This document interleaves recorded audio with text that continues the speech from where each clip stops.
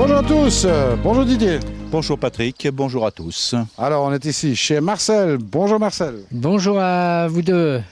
Alors toi tu es un grand sportif, hein, t'aimes bien le vélo? Ah oui, beaucoup de vélo, oui, beaucoup de vélo, ouais. Ça tient la forme, Et hein? surtout quand ça monte. Ah d'accord. Moi j'aime que les bosses. Ah Le plat, les descentes, c'est pas mon fort. d'accord. En tous les cas, c'est peut-être pas ton fort du plat des descentes, mais en termes de bassin, t'as fait ce qu'il fallait, hein. Je pense que j'ai réussi mon bassin. J'ai mis du temps, je suis allé sur internet fouiller un petit peu partout. J'ai eu de bons conseils par notre ami Didier, qui m'a bien guidé aussi, ce qui fait que je pense que j'ai fait un beau petit truc là. Non, moi je pense pas que tu as fait un beau petit truc, je te dis que tu as fait un beau petit truc. C'est pas la même chose. Ah, une eau super ici, ça tourne bien. Oui, nos super. Alors bon, on est sur un bassin d'environ 20 mètres cubes, je pense. On a des bombes de fond, on a un filtre à grille, un bed de pression et Marcel a confectionné, mais dans les règles de l'art, un lagunage. Ah oui, parce que là, on va dire, voilà, moi je ne suis pas tellement enthousiaste pour le bed, hein, tu le sais bien. Le bed est un problème parce que ça ne fait pas trop de biologie, hein, il y a un petit peu de bio dedans, mais bon, c'est limite. Alors si l'eau, elle est comme elle est aujourd'hui chez Marcel, c'est parce qu'il y a ce fameux lagunage derrière. Alors le lagunage, c'est pas n'importe quoi. Parce que là, tu as travaillé dans les règles de l'art, hein, s'il n'y a pas de pouzzolane, parce que tu as eu cette expérience avant. J'ai eu cette expérience-là, oui. Ça a duré 1 an et demi. Au bout d'1 an et demi, j'ai tout démonté. Je me suis dépêché d'enlever la pouzzolane et j'ai refait un lagunage qui fait à peu près 6 mètres cubes, dont un qui fait 1 mètre de profondeur. L'autre qui est un petit peu moins profond. Donc dans celui du dessus, j'ai des plantes qui traitent l'eau. Et dans le petit lagunage du dessous qui revient à la lame d'eau, qui redescend dans le bassin, qui sont des plantes filtrantes au-dessus et oxygénantes en dessous. C'est ça, mais alors bon, ce qui est le plus important à savoir, c'est que tu l'as fait de manière différente. Déjà, plus de pouzzolane. Tu as utilisé 3 calibres de gravier différents, enfin de gravier, mais... Ouais. Pas n'importe quoi. Non, 3 cailloux du gros caillou de Loire, ce qu'on appelle du caillou de Loire, donc du gros caillou, qui ressemble un peu aux galets qui sont autour du bassin. 30 cm d'épaisseur, au-dessus 30 cm d'épaisseur de gravier un petit peu plus fin, et en finition du petit caillou. Et cette petite partie au-dessus, donc j'ai 10 cm qui, là, actuellement... Bon, j'ai pas tout à fait fini de remettre mon gravier, mais logiquement, j'ai 10 cm de gravier qui sont à l'air. C'est-à-dire que j'ai 30 cm de gros cailloux, au-dessus 30 cm de cailloux un petit peu plus petits et au-dessus 30 cm de cailloux beaucoup plus fins.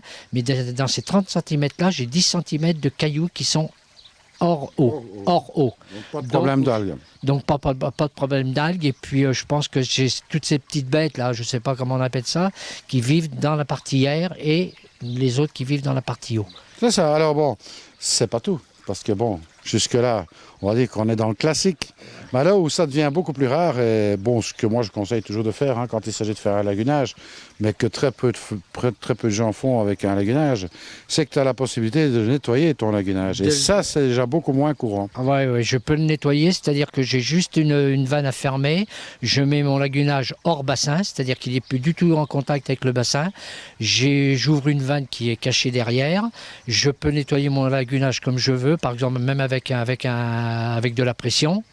Ça s'en ira dans mon égout, dans l'égout de la maison, mais l'eau ne reviendra pas et les bactéries, les cochonneries ne reviendront pas dans le bassin, ce qui est le cas à certains endroits.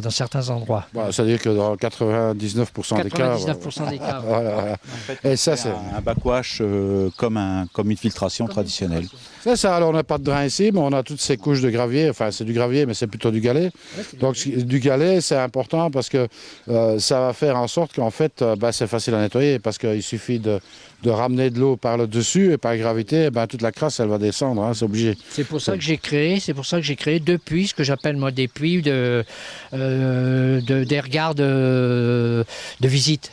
Ce qui fait que je peux plonger par exemple mon rotobille à l'intérieur de mon lagunage dans cette partie-là, ce qui fait que ça va me brasser toutes les cochonneries qui sont aux alentours. Bon, ça ne va pas aller jusque sur les bords forcément, mais ça va quand même brasser un maximum. Ça peut durer, même si ça dure un quart d'heure ou une demi-heure, s'il faut prendre une demi-heure pour faire le nettoyage, ça ne pose pas un problème. Ça fait user un petit peu d'eau, c'est tout. Mais par contre, toutes ces cochonneries-là s'en vont hors bassin. Ça. Elles ne reviennent pas dans le bassin.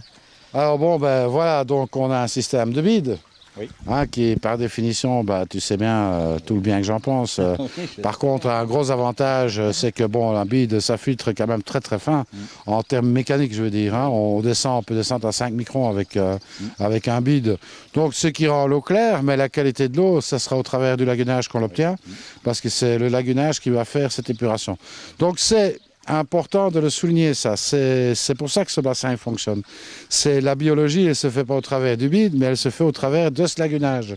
Alors moi, je ne suis pas contre, je ne suis pas un opposant du lagunage, je suis même partisan du lagunage, pour autant qu'on le fasse correctement.